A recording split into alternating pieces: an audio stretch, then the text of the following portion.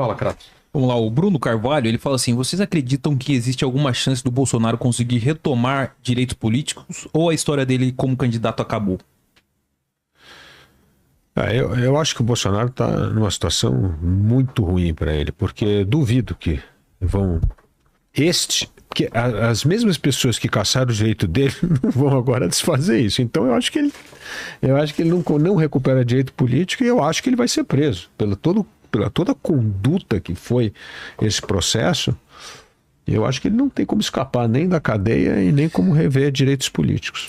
Você tem o comandante do Exército e o comandante da Força Aérea, da Aeronáutica, dizendo que o presidente tentou pressioná-los a apoiar um movimento para impedir o presidente eleito pelo povo de tomar posse. Você tem documentos impressos dentro do Palácio do Planalto, com registro da impressora do Palácio do Planalto, de uns projetos malucos, incluindo o assassinato do Alexandre de Moraes, do Lula e do Alckmin. Você tem uma quantidade de evidências com a qual é muito difícil de lidar. E, ao mesmo tempo, aqueles palhaços, né, do Augusto Heleno e do Braga Neto, falando aos brados para tudo quanto é microfone de jornalista que queria ouvir que o Lula não ia tomar posse, isso com o Lula já eleito, né? Então, a quantidade de indícios de que a tentativa, de que o planejamento de um golpe de Estado houve, são muito grandes, e o Supremo vai interpretar isso como ferindo a nova lei de preservação da democracia. Aí alguém pode se virar e falar, mas o Lula, num determinado cenário político, o Lula foi preso, o cenário político mudou, o Supremo, essencialmente o mesmo Supremo, decidiu que o processo tinha que ser anulado, mas com razões jurídicas legítimas, tá? Mas, independentemente disso, embora as razões jurídicas tenham sido legítimas, só se levou em consideração aquelas razões jurídicas por questões políticas. Mas não, tudo bem, jogo jogado, Lula foi solto. O problema é o seguinte, tem uma diferença entre o Lula e o Bolsonaro como líderes de movimentos políticos, que é a seguinte: no momento, o que o Valdemar da Costa Neto, por exemplo, que é o presidente do PL, quer é o nome do Bolsonaro, a influência do Bolsonaro para trazer voto. E o Bolsonaro o mais longe possível. Se você perguntar para Gilberto Kassab, ele não vai te dizer em público, como o Valdemar não vai te dizer em público, mas o que o Kassab gostaria é os votos que vêm do bolsonarismo sem a presença do Bolsonaro. Por quê? Porque o Bolsonaro tumultua, o Bolsonaro complica, o Bolsonaro atrapalha. O Bolsonaro criou um crescimento de... Esse movimento do Eduardo Bolsonaro dos Estados Unidos, seja ele de fato o responsável pelo aumento das tarifas ou não, cara, o que isso fez foi aumentar a popularidade do Lula. Foi melhorar as condições políticas do Lula. Esse é o resultado prático. Quer dizer, a direita, 90% da direita, mesmo aquela que se diz bolsonarista, quer o Bolsonaro preso. Eles não vão falar isso, tudo mais. Então, eu não vejo... É diferente do PT, que é um partido antigo, sólido, tudo mais, e que encheu a praça na frente da delegacia da Polícia Federal, onde Lula estava preso em Curitiba, com um acampamento que todo dia estava lá, bom dia, presidente Lula, boa noite, presidente Lula. Isso não vai acontecer com o Bolsonaro. O ponto que eu estou fazendo aqui é o seguinte: eu não consigo ver, mesmo que o clima político mude, e aí o Supremo decida mudar de opinião e dizer que houve algum tipo de erro processual qualquer, eu não vejo a turma pró-Bolsonaro querendo necessariamente a liberdade do Bolsonaro. Além disso, a gente tem que levar em consideração um outro ponto, que é o seguinte: o Jair Bolsonaro é um homem com uma saúde muito frágil. Aquela facada fez um estrago feio. Ele já tem dificuldade hoje, em liberdade, com todos os recursos, de manter uma vida normal. Ele é internado 2 vezes por ano. Esse troço tende a piorar. Quer dizer, mesmo que ele seja solto daqui a 4 anos, daqui a 5 anos, o que talvez não seja uma impossibilidade, cara, ele não volta com essa energia. Eu acho muito difícil. Eu acho que Bolsonaro acabou. Não, eu não acho que acabou o bolsonarismo. Ah, não, Mas sim. isso acontece. Tudo bem. Isso aconteceu muito com o Getúlio Vargas, né? Mesmo depois do suicídio do Getúlio, o João Goulart estava lá. varguismo durou muito tempo. E eu acho que o bolsonarismo veio para ficar durante muito tempo. Enquanto nós tivermos essa desconfiança das instituições, esse discurso antissistema, esse radicalismo, o bolsonarismo vai ser uma força política, infelizmente, determinante. Porque eu gostaria que nós tivéssemos uma conversa de gente sensata, como é que tem que reformar as instituições, e que não tivesse essa grande força política. Que eu acho que não é o caso do Lula. Eu vejo uma nova esquerda nascendo, muito baseada no PSB, com essa nova geração de João Campos e Tabata e etc., que é uma esquerda que eu chamo de esquerda inteligente. Porque essa outra esquerda, para mim, é a esquerda burra. Os caras ainda estão parados na ideia dos anos 50 da esquerda, que não tem nada a ver. E eu acho que essa morre, mas vai nascer uma outra esquerda ali na frente, uma esquerda mais pragmática, mais à frente. Então, eu acho que o bolsonarismo vai durar mais do que a gente está pensando. Eu não discordo de você, não. E quando eu falei Bolsonaro, eu estava falando do Bolsonaro, não estava falando do bolsonarismo. Eu só acho que também a gente não deve superdimensionar o monstro. Quando a Quest, por exemplo, pergunta... e eu sei que a ideia, o Instituto Ideia, quando faz a pergunta, chega a um número similar. Quando a Quest pergunta para os brasileiros, você considera Jair Bolsonaro o grande líder político desse país?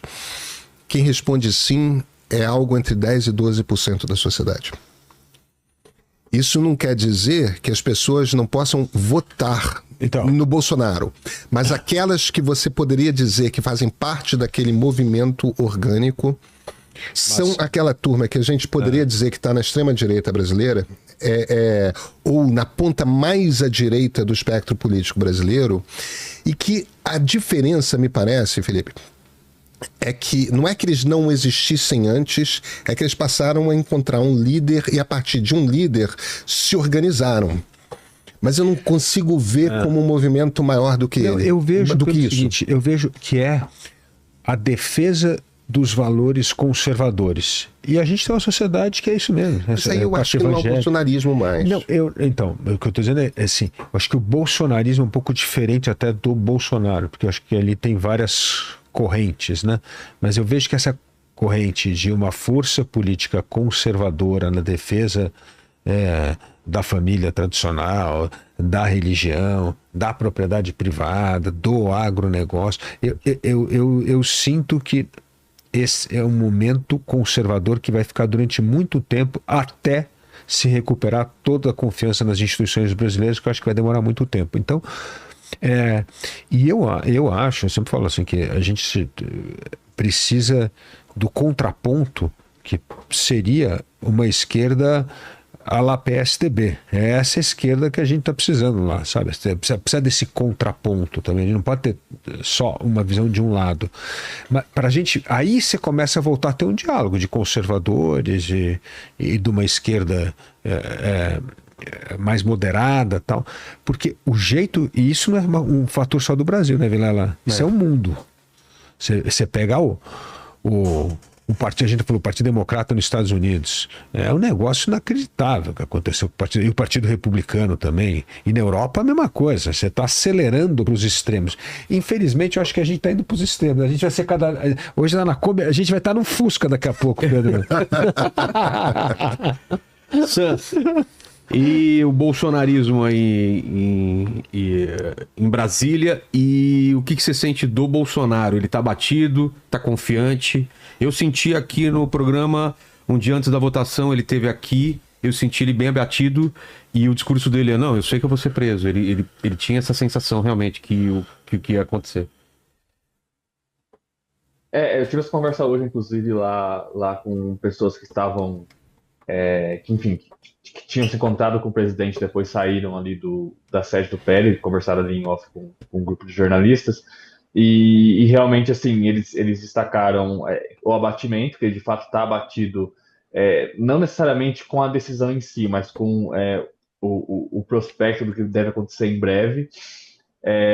Assim, quando ele fala também, você sente que ele tá muito acuado. A gente que lembra dele enquanto presidente, sempre indo para cima de diversas maneiras, né? É, combativo.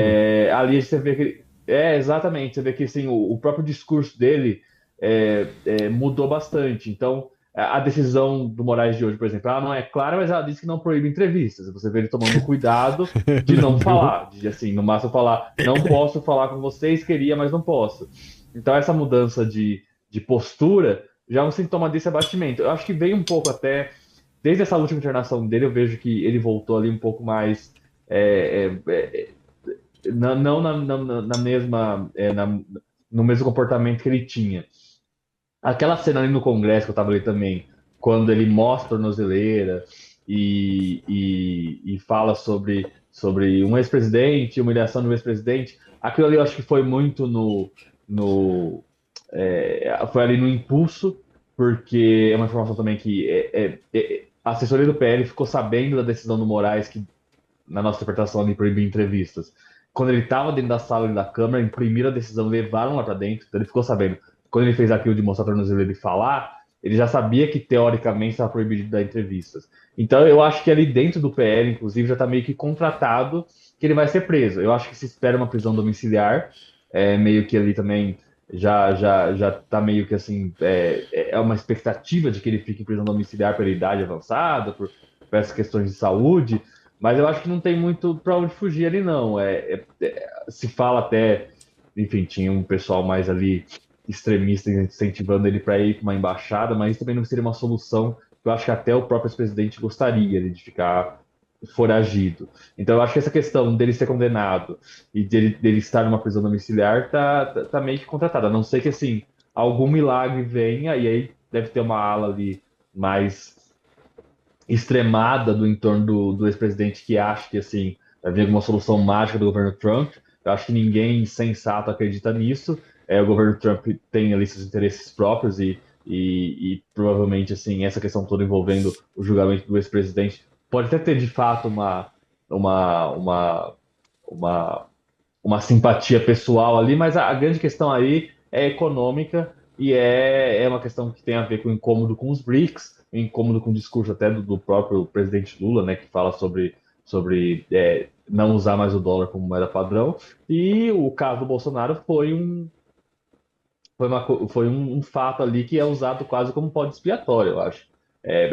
Aqui falando do presidente Trump em específico, tá? Eu estou falando da administração direta. Com relação ao governo dos Estados Unidos, eu acho que tem uma diferença aí que pouca gente fala. Existem decisões do Alexandre de Moraes que não tem muita discussão, que extrapolaram a jurisdição brasileira.